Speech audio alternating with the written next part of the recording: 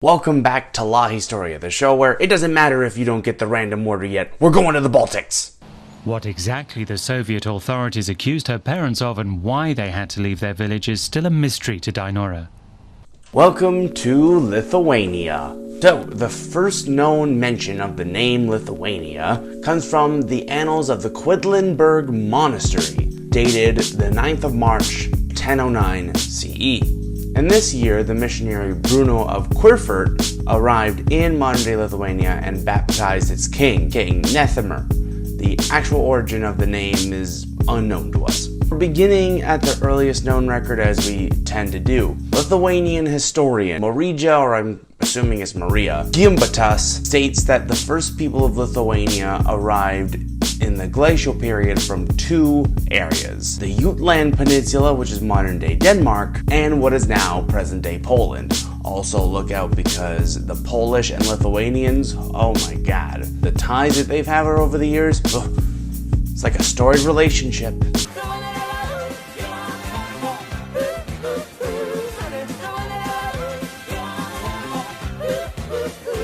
During the arrival of the first humans in Lithuania, it was much warmer climate, so forests started to develop. Between the 6th and 5th millenniums BCE, some animals were domesticated, probably dogs.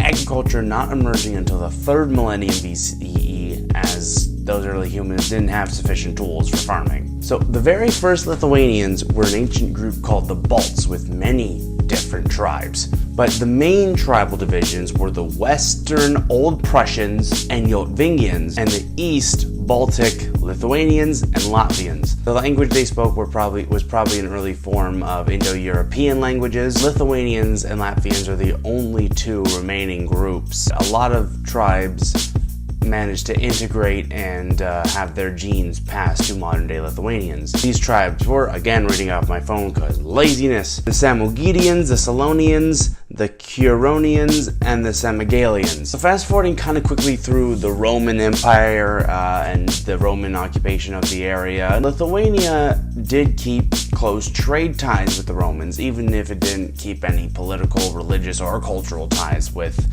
SPQR. The Romans did know about Lithuanians. In fact, the historian Tacitus described them in about 97 CE, and Ptolemy knew of the Yotvingians and the Galindians in the 2nd century CE. The Lithuanian people maintained pagan traditions, mythologies, and customs for a very long time. It was most certainly noted in their burial patterns. The Samogitia had the medieval skeletal burial, and the rest of Lithuania proper just did cremation. In between the 9th and 11th century CE, like a lot of people in the North Baltic regions, Lithuania suffered a lot of raids by the Vikings and ended up paying tributes to certain kings of Denmark. They also paid tribute to the Kievan Rus, because even to this day, Lithuania is on the border with Russia. And the Kievan Rus, even Yaroslav the Wise, was one of the leaders who conducted raids into modern-day Lithuania. So, as you can imagine, the Lithuanians got tired of this and started doing raids of their own in the mid-12th century. So, in the 13th century CE, the 1200s, due to cooperation among the Baltic tribes, frequent military excursions became possible. You know, they were working together. 40 of these took place in just a period of about 35 years between 1201 and 1236 against neighbors like Ruthenia, modern-day Russia, Poland, and Latvia. Then Lithuania encountered two German crusading military orders. One was the Livonian Brothers of the Sword, and the other, who became a major pain in the ass to the Lithuanians, the Teutonic Order of Knights. Those became established in the Daugava River for the Livonian Brothers and in Kelno land for the Teutonics. These orders conquered much of the land over the pretense of converting the population to Christianity. The Pope declared a crusade in 1236 when a ruler named Mindaugas ruled over most of modern-day Lithuania. We'll fast forward to the 17th of July, 1251, when Pope Innocent IV signed two papal bulls that ordered the Bishop of Kelno to crown Mindaugas as King of Lithuania. Then, about 9 years later in 1260, the Samogitians won over the Battle of the Teutonic Knights in the Battle of Dorbe, and after this the Samogitians agreed to submit themselves to the rule of Mindaugas if he abandoned Christianity. A bit later in the 13th century, the Lithuanians saw a huge expansion under a man called Gediminas and his family. So Gediminas actually challenged the Mongols who were occupying the Kievan Rus at the time. So basically what happened was, Me amo Gediminas, yo tengo grande cojones los cabrones.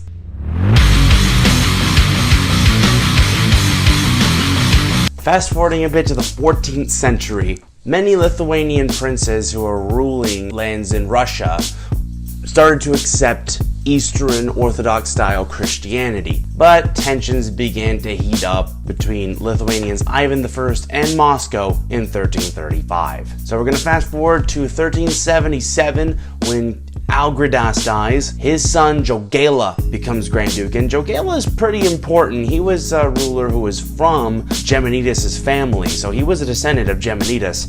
And at this time, Teutonic pressure is at its absolute peak, forcing Jogaila to agree with the Treaty of Dubisa with the Order of the Teutonic Knights in 1382. Shortly after this, Jogaila converts to Catholicism, and this confirming the fact that Lithuania was one of the last European nations to fully embrace Christianity. Jogaila has some struggles with his cousin Vytautas. This tensions heat up, he asks the Polish for help, and then a civil war breaks out in 1389 and lasts through to 1392. So because of Jogaila initially seeking help from the Polish, religious, political, and cultural ties to modern-day Poland increase. Jogaila finds his own dynasty, which basically rules Poland and Lithuania continuously from 1386 all the way to 1572. So jumping over to 1569, Poland and Lithuania unite with the Union of Lublin. The country is referred to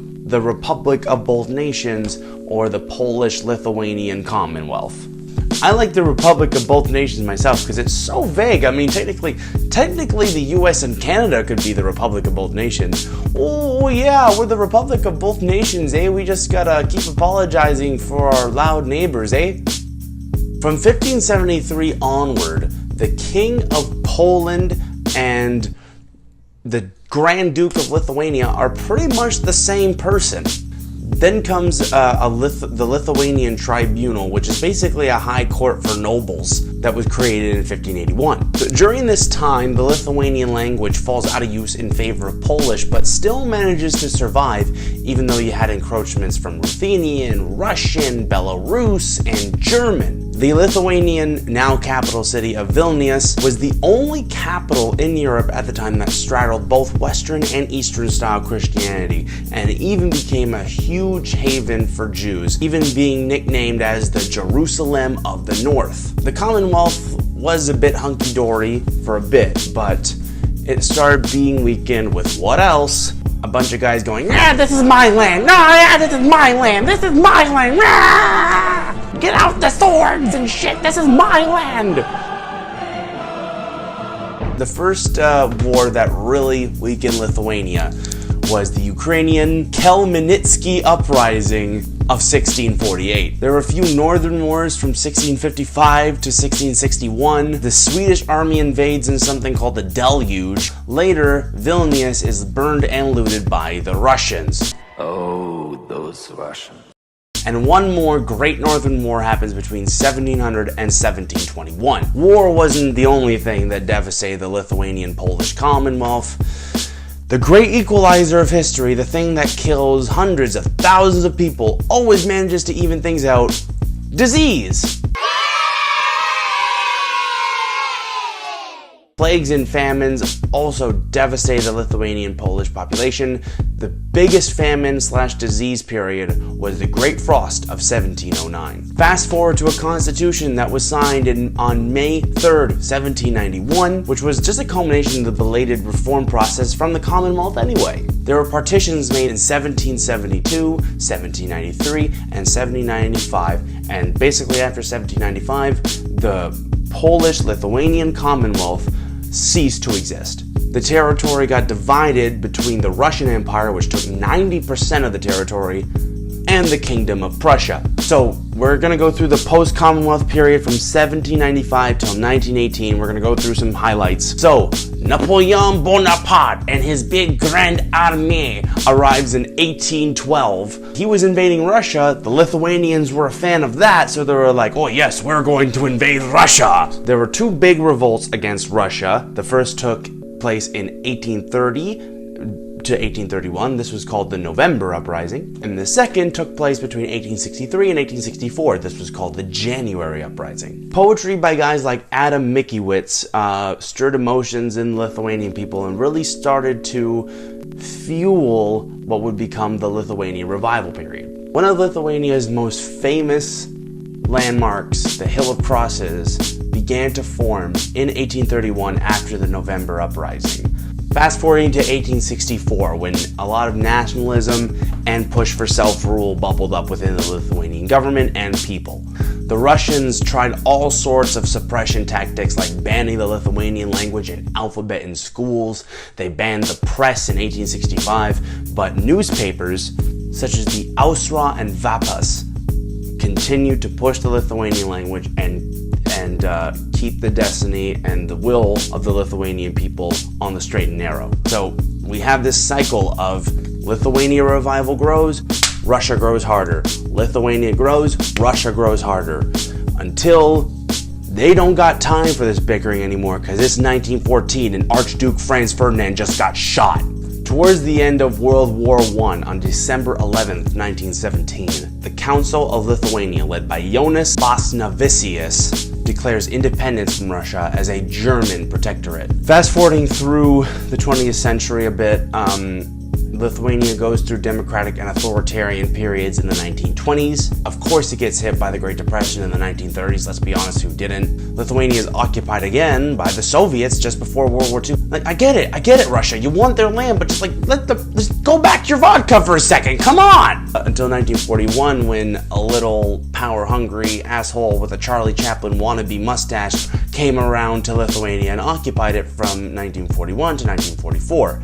After he made the stupid move of betraying Stalin and marching east into the Soviet Union.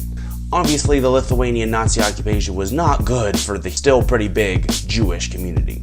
In the summer of 1944, the Red Army reaches Lithuania and takes it back. And because of the Russian atrocities between 1944 and 1953, thanks to everyone's favorite, Joseph frickin' Stalin, and when I say everybody's favorite, I mean terrible leader, terrible person, terrible father, all that. The former KGB headquarters in Vilnius is now the Museum of Genocide Victims. There was a rebirth in the late 1980s, which was controlled by Lithuanian communists, and then Lithuania finally gained proper independence with the Republic of Lithuania in 1991. As we've just discussed, Lithuania is a country that has, once again, just been through it all.